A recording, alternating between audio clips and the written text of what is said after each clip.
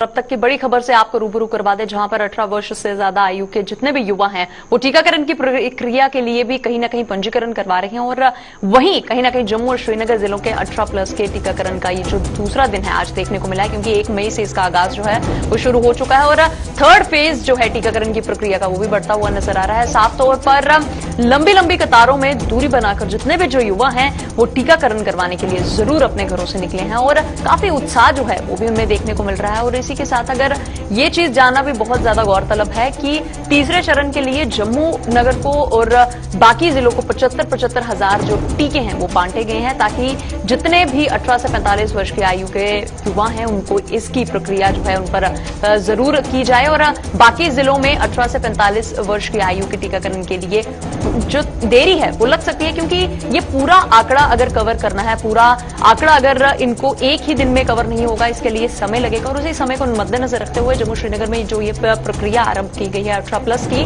वो कहीं ना कहीं थोड़े सा देरी जो है वो लगा सकती है। और ऐसे में स्वास्थ्य विभाग की अगर बात करें, वो भी कहीं ना कहीं इस पर नकेल कसे हुए है और युवाओं का उत्साह जो है वो पहली तारीख से ही चाहे वो देखने को मिला है। और अगर इससे पहले अगर पंजीकरण की प्रक्रिया की बात करें तो उसमें भी बहुत से युवाओं ने बढ़ चढ़कर हिस्सा लिया है।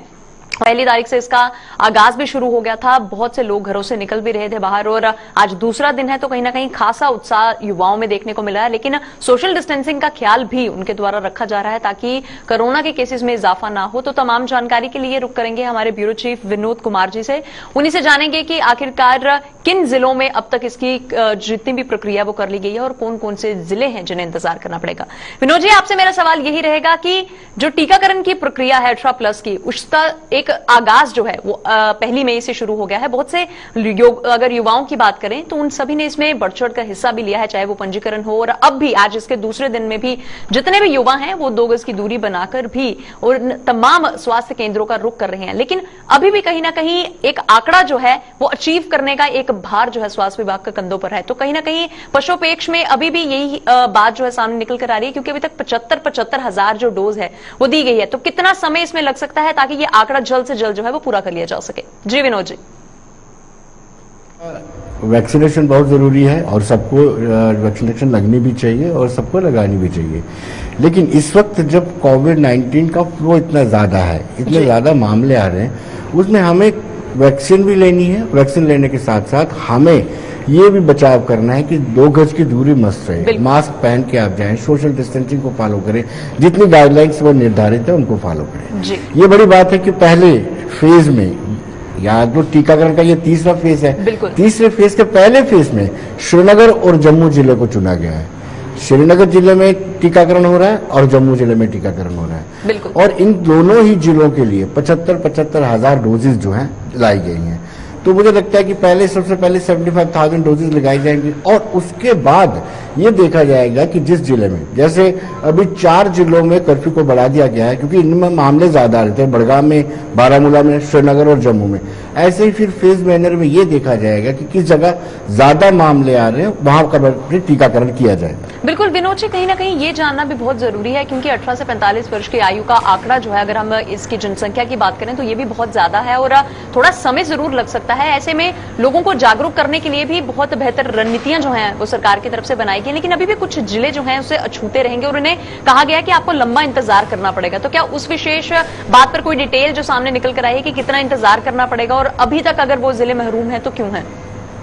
देखिए, 18 जिले ऐसे हैं जिनको अभी इंतजार करना पड़ेगा क्योंकि वैक्सीनेशन की कमी है, वैक्सीन की कमी है, जिसके चलते सबको एकदम से एक ही फेज में नहीं लगाया जा सकता, इसलिए फेज में नहीं। लेकिन यह सरकार की पूरी कोशिश रहेगी, खासतौर पर उपराज्यपाल मनोज कुमार सिन्हा का यह प्रयास रहेगा कि हर एक व्यक्ति को डोज मिले, दोनों डबल डोज मिले, ताकि उनकी इम्यूनिटी को बूस्ट किया जा सके। जैसे इम्यूनिटी बूस्ट होगी उसके बाद ही हम कोविड-19 से लड़ सकते हैं। हालांकि डोजेज के बाद भी हमें परहेज बरकरार रखना है, क्योंकि हमने बहुत सारे केसेस ऐसे भी देखे जिसमें डबल डोज होने के बावजूद भी दोबारा से वो पॉजिटिव आए हैं। तो ऐसे में हमें वैक्सीनेशन भी करवानी है, साथ साथ में परहेज को भी जारी रखना है। बिल्कुल विनोद जी, क्योंकि ये जानना बहुत ही ज्यादा जरूरी हर एक व्यक्ति के लिए बन गया है। जैसे आपने भी बताया कि 2 डोजेज लेने के बावजूद भी कोरोना के केसेस में इजाफा हुआ है और अभी 24 घंटों का आंकड़ा ही अगर हम देख लें जम्मू कश्मीर में, तो पनपता हुआ जो है केसेस में आगाज जो है वो शुरू हो गया है और इजाफा भी हुआ है, और ऐसे में लॉकडाउन की अवधि को भी बढ़ा दिया गया है। तो क्या लगता है कि ये जितने भी फैसले सरकार की तरफ से या प्रशासन की तरफ से लिए जा रहे हैं, तो कहीं ना कहीं केसेस के घटाव में ये एक कारगर साबित हो सकते हैं और मदद जो है वो इनसे मिल सकती है? देखिए, जब हम जो लॉकडाउन जिसको कहते हैं या कोविड-19 कर्फ्यू कहते हैं, वो इसलिए लगाया जा सकता है कि जो चेन है, कोविड-19 की चेन है, उसको ब्रेक किया जाए, बीच में से तोड़ा जाए। लेकिन अभी तक लॉकडाउन लगाने के बावजूद भी ऐसी कुछ नजर नहीं है। कल 3800 से ज्यादा केसेस थे, परसों 3500 थे, यानी 300 केसेस और बढ़े हैं। तो इससे अंदाजा लगाया जा सकता है कि मामले बढ़ रहे हैं। अगर हम लॉकडाउन नहीं लगाते, जिसको हम कोविड-19 कर्फ्यू बोलते हैं, तो शायद इससे भी ज्यादा केसेस होते। तो कहीं ना कहीं लॉकडाउन का फायदा होता है और आवाम को जो गाइडलाइंस निर्धारित की जाती है उसको फॉलो करना चाहिए। आवाम को ऑप्ट करना चाहिए खुद स्वयं, जब जो गाइडलाइंस या एसओपी डिसाइड किए जाते हैं सरकार की तरफ से, उसको ऑप्ट करना चाहिए। बिल्कुल। और ऐसे में अगर श्रीनगर का रुख करें और अगर वहां की बात करें, तो कहा जा रहा है श्रीनगर में कोरोना का हब जो है वो दिन प्रतिदिन बढ़ता हुआ नजर आ रहा है, क्योंकि ज्यादातर जो मामले हैं वो श्रीनगर से ही देखने को मिलते हैं। और लोगों का भी यही कहना है कि लॉकडाउन की अवधि जो है वो बढ़ाकर सरकार का एक अच्छा फैसला है। कुछ लोगों ने इसकी सराहना की है, कुछ लोग कहीं ना कहीं इस पक्षोपेक्ष में है कि कहीं ना कहीं हमें तो इसके जो खामियाजे हैं वो भुगतना पड़ सकते हैं, क्योंकि स्वास्थ्य कर्मियों की अगर हम बात करें तो बहुत से लोगों का ये कहना है कि सुविधाएं जो हैं उसका अभाव जो है वो मिल रहा है। तो यहां पर एक तरफ सरकार ने शुरू कर दिया है 18 से 45 वर्ष के टीकाकरण की प्रक्रिया, वहां पे बाकी लोग ऑक्सीजन की कमी से भी जूझ रहे हैं। तो क्या लगता है ये ताली दोनों हाथ से बजनी चाहिए ताकि ज्यादा से ज्यादा कोरोना के केसेस में घटाव जो है वो देखने को मिल सकता है? देखिए, हर संभव प्रयास किया जा रहा है। कोई भी सरकार ये नहीं चाहती है कि कोविड-19 से ये टेन्योर में, उसके कार्यकाल में ज्यादा मौतें हैं। और हर एक व्यक्ति चाहता है कि जीवन रक्षक हो, सब लोग सुखी रहे। प्रयास किया जा रहा है, सरकार की तरफ से कोशिश की जा रही है, टीकाकरण किया जा रहा है, मैक्सिमम टेस्टिंग की जा रही है, उसके बाद लॉकडाउन के प्रोसेस को शुरू किया जा रहा है। हर संभव कोशिश की जा रही है, लेकिन उसके बावजूद भी हम देख रहे हैं कि कोविड-19 के पॉजिटिव मामले लगातार बढ़ते जा रहे हैं, जो एक चिंता का विषय है। सरकार इस पर कोशिश कर रही है। रही सुविधाओं की बात, तो अभी तक ऑक्सीजन को लेकर के जम्मू मेडिकल कॉलेज या सरकारी जितने भी हॉस्पिटल, वहां किसी तरह की कोई दिक्कत नहीं है। दूर दराज एरिया में भी ऑक्सीजन पहुंचा दी गई है।